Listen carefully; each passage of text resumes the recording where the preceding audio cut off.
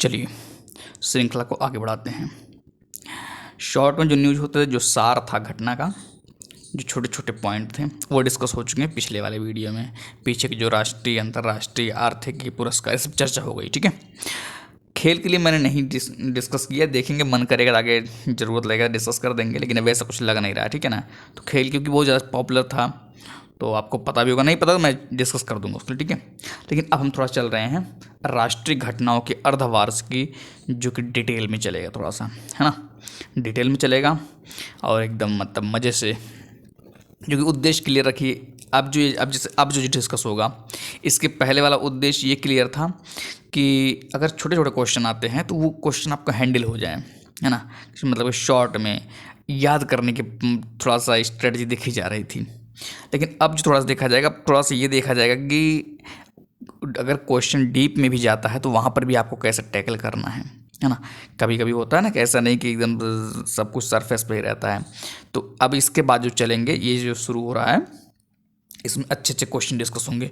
और ये भी जान लीजिएगा, जिसका प्रीलिम्स हो गया और मेंस देना हो तो उसके लिए भी ये करंट अफेयर्स काम करेंगे मेंस के आंसर राइटिंग में। वो जो इसके पहले जो डिस्कस हो रहा था वो बल्कि वन लाइनर टाइप का था, मतलब छोटे छोटे क्वेश्चन थे, तो वो ज़्यादा उतना बेनिफिशियल नहीं होता मेंस के लिए। लेकिन ये सब जो चल रहा है, अब इसके आगे थोड़ा सा जो है आपको उसके लिए तैयार रहना पड़ेगा, ठीक है।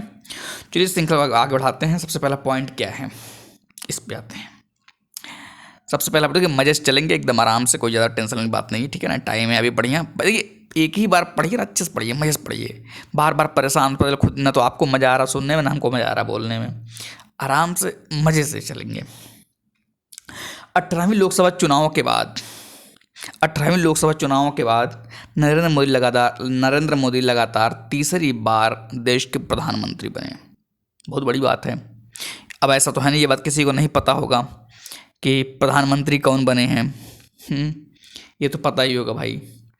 पॉइंट पे आते हैं ये कि 18वीं लोकसभा चुनाव में राष्ट्रीय एनडीए, ये तो आप सुनोगे, एनडीए है ना, राष्ट्रीय जनतांत्रिक गठबंधन की जीत के बाद बीजेपी के वरिष्ठ नेता नरेंद्र दामोदर दास मोदी ने 9 जून 2024 को लगातार तीसरी बार भारत के प्रधानमंत्री के पद की शपथ ग्रहण की। ये बहुत बड़ी बात नहीं है शपथ ग्रहण की। मैं शपथ लेता हूँ कि मैं प्रधानमंत्री बनूंगा, नहीं, इनके शपथ अलग होते हैं, ठीक है।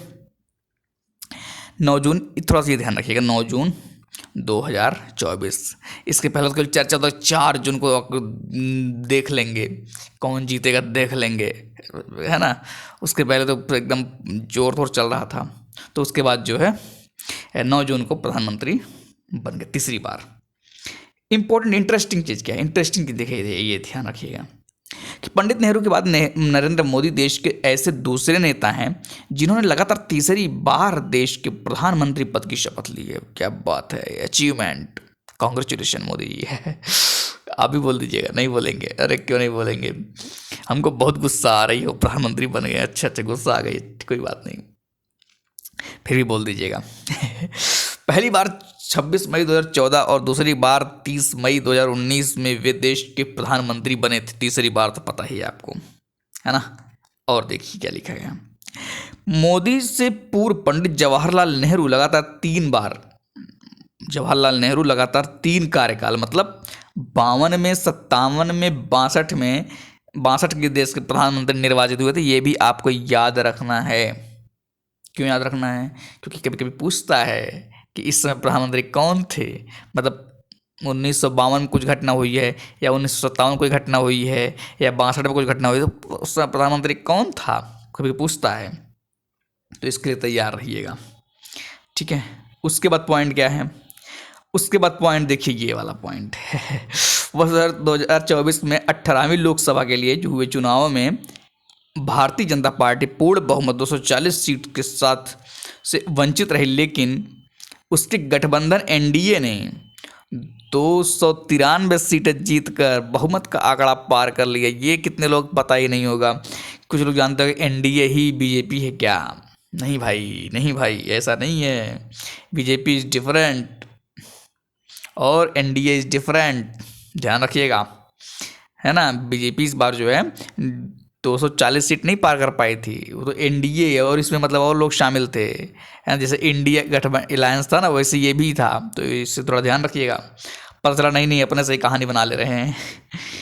उसके बाद 9 जून 2024 को राष्ट्रपति द्रौपदी मुर्मू के शपथ ग्रहण करने के बाद मोदी स्वतंत्र भारत के 20वें प्रधानमंत्री, ध्यान रखिएगा, है ना। 20 प्रधानमंत्री नहीं, 20वें प्रधानमंत्री, नंबर लिखा हुआ ये 20वें प्रधानमंत्री, ठीक है, याद रखिएगा।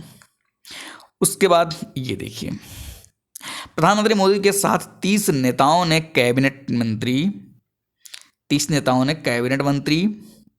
5 नेताओं ने राज्य मंत्री स्वतंत्र प्रभार जो है, और 36 नेताओं ने राज्य मंत्री के पद की शपथ। अच्छा, यूपीएससी का क्वेश्चन भी था मंत्री के बारे में, है ना, कौन कौन से मंत्री होते हैं, 4 भी ऑप्शन था, तो कुछ लोग 4 भी मार करके आए थे। ध्यान रखिएगा, ठीक है ना। 3 ही होते हैं, कौन कौन, कैबिनेट और राज्य मंत्री और कौन से, राज्य मंत्री स्वतंत्र प्रभार और राज्य मंत्री, ठीक है, 3। यूपीएससी का क्वेश्चन था भाई, ये तो बात स्टेटिंग, ये तो मान लीजिए वो है करंट अफेयर्स है। उसके बाद एक क्वेश्चन ये देखिए, ये भाई साहब मन कर याद कर लीजिएगा, याद करना, हर चीज याद ही कर लेंगे आप।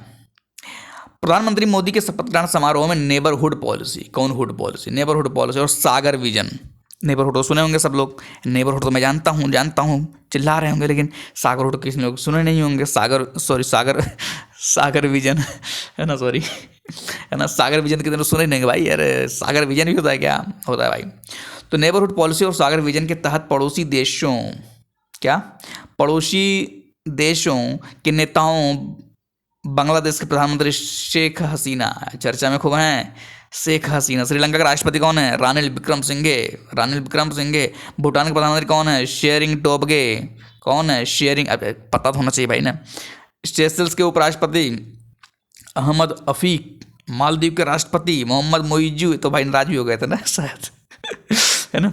मॉरिशस के प्रधानमंत्री प्रविंद जगन्नाथ तथा नेपाल के प्रधानमंत्री पुष्पकमल दहल प्रचंड। अरे भाई नाम खतरनाक है, नेपाल वाले के प्रधानमंत्री के नाम खतरनाक है, पुष्पकमल दहल प्रचंड। याद कर लीजिएगा, क्या पता आप पूछ ले, है ना, को आमंत्रित किया गया था, इतने लोग आमंत्रित किए गए थे। उसके बाद क्या है, ये देखिए, मोदी के नेतृत्व में गठित एनडीए की सरकार में सहयोगी दलों में, अब देखो एनडीए की सरकार में सहयोगी दल कौन कौन थे, तेलुगु देशम, जनता दल यूनाइटेड, शिवसेना शिंदे गुट, लोक जनशक्ति पार्टी रामविलास, इनका तो है ना, इनको जानते ही होंगे आप लोग, जनता दल सेक्युलर, जानते सभी होंगे, राष्ट्रीय लोकदल, हिंदुस्तानी आवामी मोर्चा, हम, अच्छा हम भी है, कितने लोग, ये कौन सी पार्टी, अरे भाई है हम पार्टी, HAM, हम, द रिपब्लिकन। उसके बाद कौन है, उसके बाद ये देखिए, पार्टी ऑफ इंडिया में शामिल, अच्छा ये सब शामिल है, ठीक है। सहयोगी दलों के 11 मंत्रियों सहित मंत्रिमंडल, कुल मंत्रियों की संख्या 71 है भाई, याद रखिएगा, मंत्रियों की संख्या कितनी है, 71 है। पता चले ये नहीं हम याद करेंगे, सब याद करेंगे, यही नहीं याद होगा। मोदी मंत्रिमंडल में 7 महिला मंत्री, मोदी मंत्रिमंडल में 7 महिला मंत्री, पूछ लिया कभी कभी इस मंत्रिमंडल में कितने महिलाएं हैं, कुछ महिलाओं का नाम आपको पता भी होगा।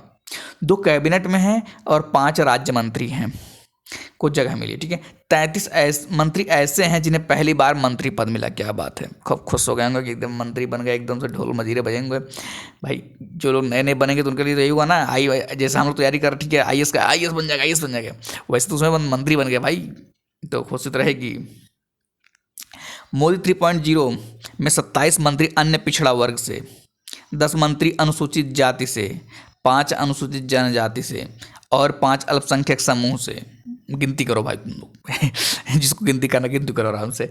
इस सरकार में एक भी मुस्लिम मंत्री नहीं है, ये पॉइंट हाईलाइटेड होना चाहिए, इस सरकार में एक भी मुस्लिम मंत्री नहीं है, ध्यान रखिएगा, ठीक बात है, बात ठीक है। मंत्रालय के बारे में देख लीजिए, मोदी मंत्रिमंडल में आप देख लीजिए, नरेंद्र मोदी साहब, इनके तो कई चीज़ें मिले, प्रधानमंत्री हैं, कार्मिक लोक शिकायत एवं पेंशन के भी हैं, परमाणु ऊर्जा, अंतरिक्ष नीति के मुद्दे, वे सभी अन्य विभाग जो मंत्रियों को नहीं बांटे गए हैं, ये सब किसके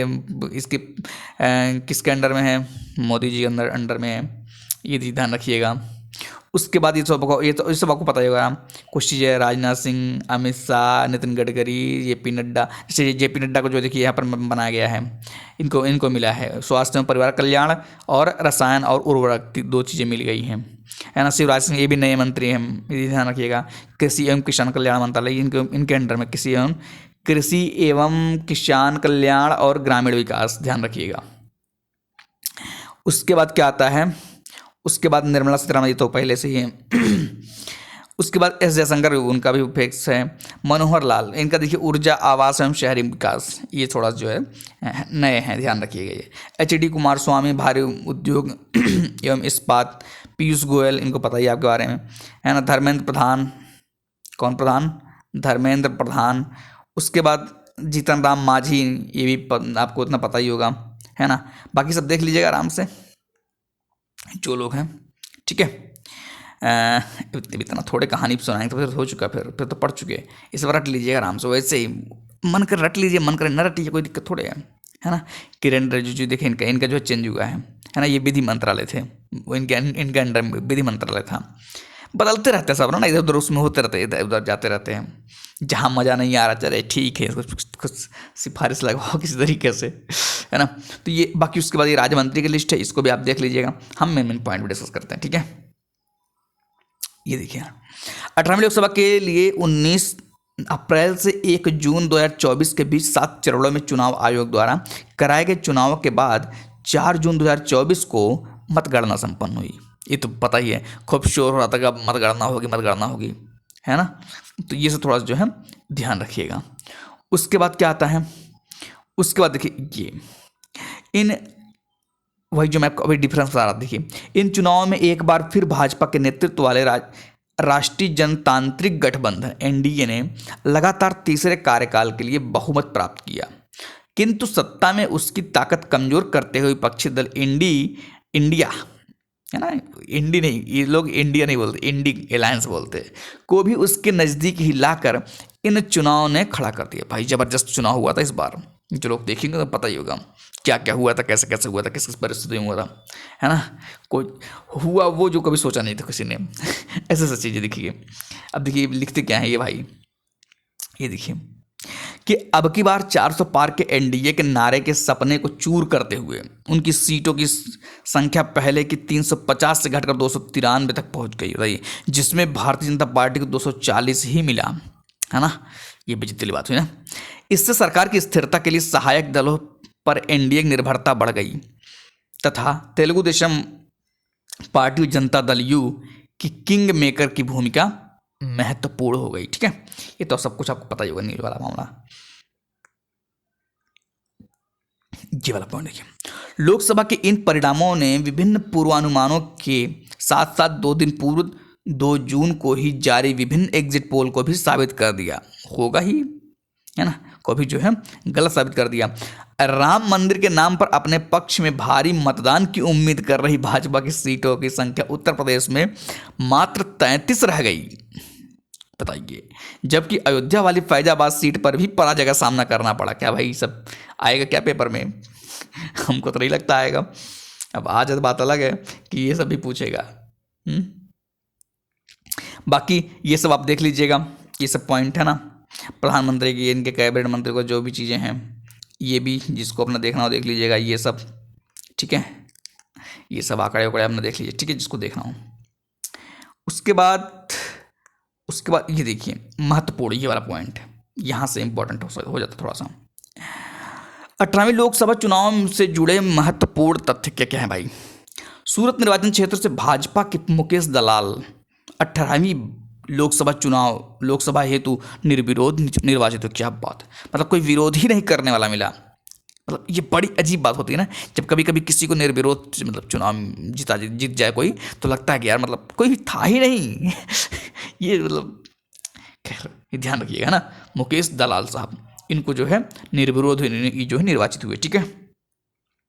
उसके बाद कौन आता है, उसके बाद ये उत्तर प्रदेश में कौशाम्बी निर्वाचन क्षेत्र से निर्वाचित समाजवादी पार्टी के पुष्पेंद्र सरोज 18वीं लोकसभा चुनाव में सबसे युवा सांसद हैं। उनकी आयु 25 वर्ष है। अरे 25 वर्ष इतने कम एज में बन गए सांसद। पता चला कितने बेचारे जो है बैठ करके अपना जो है तैयारी कर रहे हैं, 40 साल तक हम तैयारी करेंगे आराम से, IAS बनेंगे, PCS बनेंगे, कुछ तो बन जाए हैं। अरे ट्राई करना चाहिए, जा करके चुनाव लड़ना चाहिए, घर और बेचिए आराम से, जा करके चुनाव लड़िए, फिर हारिए, फिर उसको लगेगा, फिर एहसास होगा यार ये तो चुनाव मतलब जुआ है। जिसको सोच रहे थे कि वोट देगा वही नहीं दिया, बाकी हालांकि दिया तो कोई नहीं लेकिन जिसको सोच रहे थे वो भी नहीं दिया, है ना। तो ऐसा होता है। खैर ये सब तो बिहार के समस्तीपुर में लोजपा रामविलास, है ना, लोजपा की टिकट पर निर्वाचित शांभवी दूसरी सबसे युवा सांसद हैं। अच्छा, शांभवी, हाँ, इनकी आयु कितनी है? 25 वर्ष 11 माह। मतलब अरे भाई ये 26 साल हो जाने देते, लेकिन नहीं नहीं, 1 साल 1 महीना रोक देंगे, 26 साल नहीं होने देंगे, 25 साल, है ना। दूसरी है। उसके बाद कौन आता है?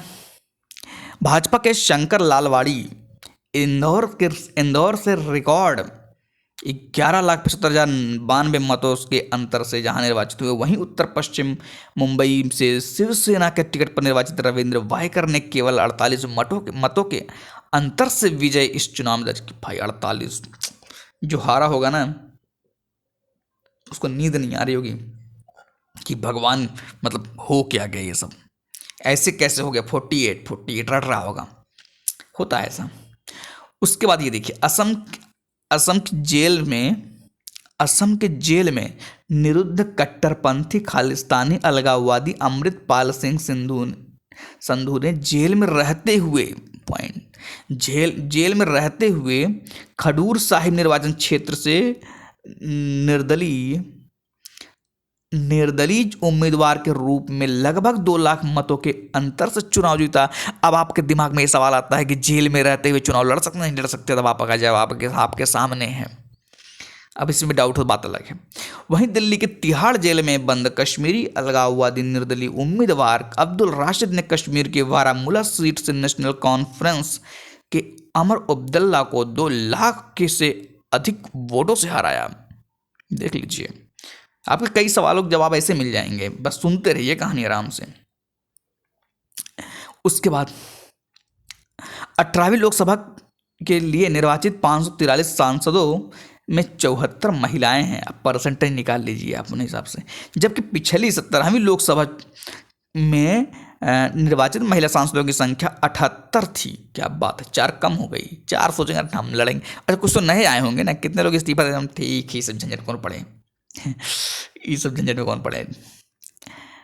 बाकी देख लीजिए, 30 भाजपा, 14 कांग्रेस, 4 सपा, 11 TMC, द्रमुक की 3, जदयू एवं लोजपा की 2 तथा अन्य 1 महिला लोकसभा सदस्य चुनी गई। ये सब याद कर लीजिएगा, मन करे नहीं मन करे कोई बात नहीं, है ना। बाकी ये पॉइंट देखिए, केंद्रीय मंत्री वीरेंद्र कुमार मध्य प्रदेश में टीकमगढ़ से निर्वाचित 8वीं बार लोकसभा के लिए जहां निर्वाचित हुए। 8वीं बार, भाई साहब, 8 5 40, अगर 5 साल रहे होंगे तब ना, रहे होंगे तो 40 साल, भाई बड़ी बात है ना। 8वीं बार लोकसभा के लिए जहां निर्वाचित हुए, वहीं केंद्रीय मंत्री पंकज चौधरी 7वीं बार लोकसभा में पहुंचे। ये सब रिकॉर्ड तोड़ रहे हैं। उसके बाद क्या है, उसके बाद ये वाला पॉइंट ध्यान रखिएगा कि मध्य प्रदेश में नोटा के लिए 2,18,674 मत इंदौर निर्वाचन क्षेत्र में पड़े, जो इस मामले में एक रिकॉर्ड है। नोटा पहली बार है, मतलब पहली बार के मतलब वो तो होता ही रहेगा, लेकिन ये जो चीज़ ध्यान रखिएगा, नोटा एक रिकॉर्ड बना। ये भी नोटा भी सोच रहा है, मैंने प्रचार किया, इसको मिल गया वोट इतना नोटा को। उसके बाद कांग्रेस के राहुल गांधी उत्तर प्रदेश की रायबरेली तथा केरल की वायनाड की सीटों से निर्वाचित हुए। भाई मतलब रायबरेली और केरल की वायनाड सीटों से निर्वाचित हुए। बाद में उन्होंने वायनाड सीट से क्या कर दिया, त्यागपत्र दे दिया। उसके बाद क्या हुआ, समाजवादी पार्टी के बारे में कुछ लिखा हुआ कहानी। समाजवादी पार्टी को 2019 के चुनाव में 5 सीटें ही प्राप्त थी। यह पार्टी अब 37 सीटों के साथ उत्तर प्रदेश सबसे बड़ी पार्टी बनकर उभरी है। भाई देख रहे हैं परिवर्तन, जबकि भाजपा के सीटों की संख्या सिमट कर 33 ही रह गई। उसके बाद ये सब है, देख लीजिए, ये सब आंकड़े बहुत ज़्यादा कुछ है ना, अपना मन करे पढ़ लीजिए, है ना। अच्छा, ये वाला पॉइंट देखिए क्या है कि तमिलनाडु, मिजोरम, मेघालय, मणिपुर, नागालैंड व सिक्किम में एनडीए की कोई सीट प्राप्त नहीं हुई भाई। तमिलनाडु, मिजोरम, मेघालय, मणिपुर, नागालैंड व सिक्किम में एनडीए को कोई सीट प्राप्त नहीं हुई। इस बार पहली बार केरल में भी भाजपा को एक सीट प्राप्त हुई, है ना। इस बार पहली बार केरल में भी भाजपा को एक सीट प्राप्त हुई, मतलब एक कोई जीता है, ध्यान रखिएगा, केरल में। उसके बाद ये सब तो पता ही है आपको। हाँ, ये वाला देख लीजिए, ये वाला मैंने पीछे बताया भी है कि भारतीय जनता पार्टी के उड़ीसा के सांसद भर्तृहरि महताब को 18वीं लोकसभा का प्रोटेम स्पीकर चुना गया है। बस वैसे ही ध्यान रखिएगा, है ना, बहुत तो कुछ इंपॉर्टेंट नहीं है खास, क्योंकि पीछे डिस्कस किया जा चुका है ना। अगर आपने देखा होगा तो आपको याद भी होगा, ऐसा नहीं कि याद नहीं हो, याद होगा। बाकी ये वाला न्यूज़ देख रही है कि भारतीय जनता पार्टी के राजस्थान कोटा से लोकसभा सांसद ओम बिरला को एक बार फिर 18वीं लोकसभा के अध्यक्ष निर्वाचित किया गया। 17वीं लोकसभा के अध्यक्ष ओम बिरला ही थे, पता ही होगा। ये तो सब तो बहुत ज़्यादा ट्रेंड करता रहता है, ठीक है। उसके बाद आंध्र प्रदेश, उड़ीसा, अरुणाचल प्रदेश, सिक्किम में विधानसभा चुनाव के बाद नई सरकार का गठन, ये सब तो आप देख लीजिएगा, सब कुछ देख ही लेंगे। ऐसा आता है कभी कभी मन में, हम तो सब कुछ देख ही लेंगे, क्या बोल रहे हैं फिर फालतू में, सब पार्ट टाइम बर्बाद कर रहे हैं। ऐसा नहीं है, बीच बीच में बातों बातों में बड़ी बड़ी बातें निकलती हैं, ध्यान रखिएगा। उसके बाद इधर तो कुछ इंपॉर्टेंट लग नहीं रहा मुझे, इधर जो है, इधर कुछ नहीं। बाकी ये देखिए, अरुणाचल में पेमा खांडू के नेतृत्व में नई सरकार गठन, ठीक है। ये सब कौन सरकार में आया, कौन सरकार में गया, आप ये सब जो है देख लीजिएगा अपने से खुद, ठीक है ना।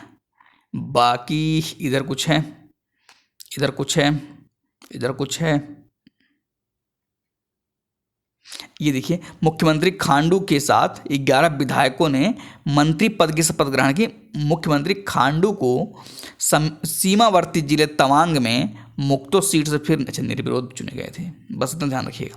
बाकी सिक्किम में प्रेम सिंह तमांग के नेतृत्व में नई सरकार गठन, ये सब याद रखिए, मतलब वैसे तो ठीक है, किस्मत है, कभी कभी आ जाता सही सही, ठीक है। बाकी इधर तो ये पूरा टॉपिक ही जो है ना, क्योंकि चर्चा में था तो ज़्यादा कुछ आपको पता होगा, है ना, सब कुछ पढ़ाने लायक नहीं, इसमें बताने लायक कुछ नहीं। प्रेम सिंह तवांग ने रेनाक और सोरंग चाकुंग दोनों विधानसभा क्षेत्र से जीत हासिल की। अच्छा भाई, आंध्र प्रदेश में चंद्रबाबू नायडू, ये तो पता ही है कि नेतृत्व में नई सरकार गठन हुआ, ठीक है। उसके बाद कुछ इंपॉर्टेंट नहीं है। उसके बाद आज का लेक्चर जल्दी खत्म कर देंगे ना। कभी कभी ऐसा होता है, ठीक है। उसके बाद अच्छा, चौथी बार पद मिला इनको, चंद्रबाबू ने चौथी बार राज्य के मुख्यमंत्री का पद भार ग्रहण किया, ठीक है ना, वो सिंपल ध्यान रखिएगा इनके बारे में। उसके बाद चंद्रबाबू के साथ जन सेना के अध्यक्ष पवन कल्याण के ने, ठीक है, सब कोई बड़ी बात नहीं है ना। ये देखिए, उड़ीसा के मोहन चरण मांझी के नेतृत्व में पहली बार बीजेपी का सरकार गठन, है ना, पहली बार, ध्यान रखिएगा। उसके बाद आंकड़े उकड़े अपना पढ़िए आराम से, ठीक है। अगर आपको लगता है कि पढ़ना चाहिए तो पढ़ लीजिएगा, ठीक है ना। बस आज के लिए इतना रखते हैं, फिर कल मिलेंगे। कहाँ, बांग्लादेश के प्रधानमंत्री शेख हसीना, इनको शायद हटा देंगे, मतलब इनको लिस्ट में नहीं लेके आएंगे, दूसरा कुछ चलेगा उसके आगे, मतलब जो इंपॉर्टेंट है वही चलेगा, ठीक है ना। इतना टाइम नहीं है कि मतलब कि सब चीज़ें कवर की जाए, ठीक है। तो आज के लिए इतना रखते हैं, बाकी मिलेंगे नेक्स्ट वीडियो में।